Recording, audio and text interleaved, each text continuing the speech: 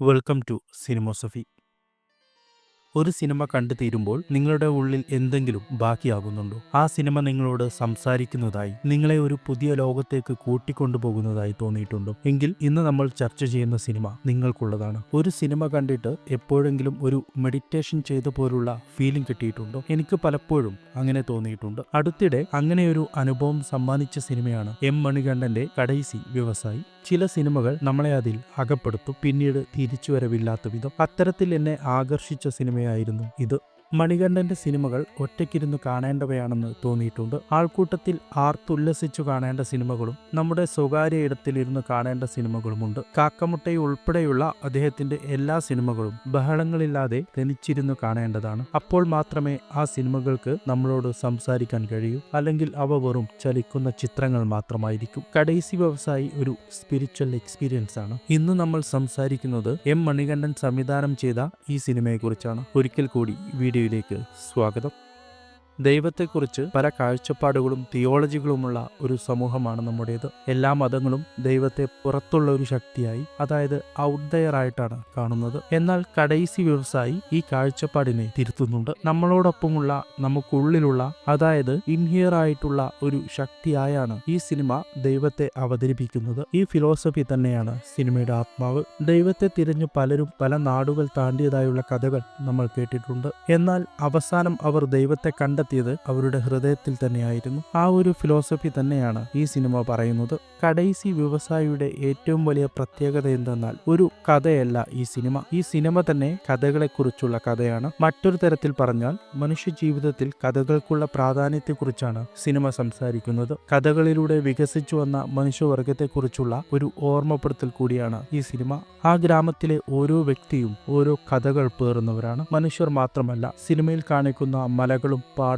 മയിലുകളും അവരുടേതായ കഥകൾ പറയുന്നുണ്ട്. ആ കഥകളെക്കുറിച്ചുള്ള കഥയാണ് കടൈസി വ്യവസായി. സിനിമയിൽ എനിക്ക് ഏറ്റവും ഇഷ്ടപ്പെട്ട കഥയും കഥാപാത്രവും രാമയ്യയുടേതാണ്. വിജയ് സേതുപതിയാണ് ഈ കഥാപാത്രം അവതരിപ്പിച്ചത്. സമൂഹം കൽപ്പിച്ചു നൽകുന്ന അതിരുകൾക്കപ്പുറത്ത് ജീവിക്കുന്ന ഒരാളാണ് രാമയ്യ. കൈനിറയെ വാച്ചുകളും കഴുത്തു നിറയെ മാലകളും ഒന്നിലധികം ഷർട്ടുകളും ധരിച്ചു നടക്കുന്ന ഒരാൾ.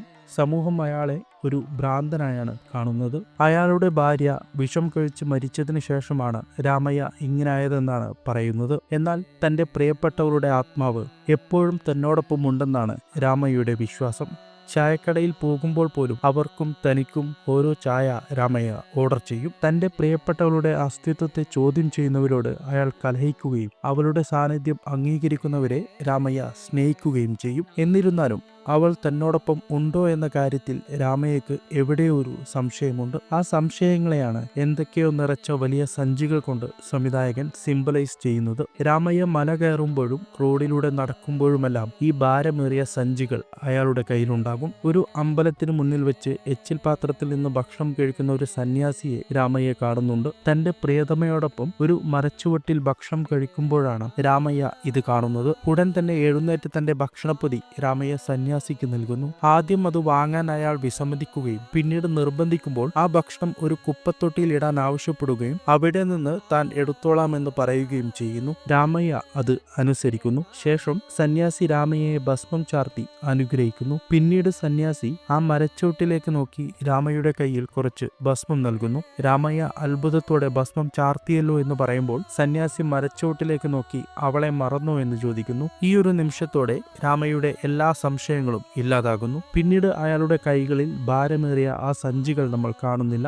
സിനിമയുടെ അവസാനം സഞ്ചികൾ മാത്രം സ്ക്രീനിൽ ബാക്കിയാക്കി രാമയ്യ അപ്രത്യക്ഷനാകുന്നു. ഉള്ളത്തെ അതിജീവിച്ചവനാണ് ദൈവമെന്ന് സിനിമയിൽ ഒരിടത്ത് പറയുന്നുണ്ട്. ഉള്ളിലെ എല്ലാ സംശയങ്ങളും അവസാനിച്ചതോടെ രാമയ്യ ഒരുപക്ഷെ ദൈവമായി മാറിയിരിക്കാം. അയാൾ ഇനിയും ഒരുപാട് കഥകളായി ഗ്രാമീണരുടെ ഓർമ്മകളിൽ ജീവിക്കും. ഇവിടെയാണ് കടൈസി വ്യവസായി നമ്മളോട് സംസാരിക്കുന്നത്. നമ്മുടെ സംശയങ്ങളുടെ ഭാരമാണ് നമ്മെ അറിവിൽ നിന്നും സ്വാതന്ത്ര്യത്തിൽ നിന്നും തടയുന്ന ഘടകം. അറിയുന്തോറും നമ്മുടെ സംശയങ്ങൾ ഇല്ലാതാകുന്നു. ആ സംശയങ്ങൾ ഇല്ലാതാകുമ്പോൾ നമ്മൾ കൂടുതൽ ലാളിത്യമുള്ളവരായി, തെളിമയുള്ളവരായി മാറുന്നു. ആ സംശയങ്ങൾ ഇല്ലാതാകുമ്പോൾ നമ്മൾ അപരനോട് കരുണയോടെ പെരുമാറുന്നു. അവനിൽ നമ്മൾ നമ്മളെ തന്നെ കാണുന്നു. രാമയ്യയുടെ യാത്ര ഒരു മനുഷ്യന്റെ ആത്മാവിന്റെ യാത്രയാണ്. ഭാരങ്ങളിൽ നിന്ന് സ്വാതന്ത്ര്യത്തിലേക്കുള്ള, സംശയങ്ങളിൽ നിന്ന് ബോധോദയത്തിലേക്കുള്ള യാത്ര. ഒരു സിനിമ എന്നതിലുപരി ഇത് നമ്മുടെ ഉള്ളിലേക്കുള്ള ഒരു യാത്രയാണ്. ഈ സിനിമയുടെ ഓരോ ഫ്രെയിമും ഒരു കവിത പോലെയാണ്. കഥാപാത്രങ്ങളുടെ ലാളിത്യം, പ്രകൃതിയുടെ സൗന്ദര്യം,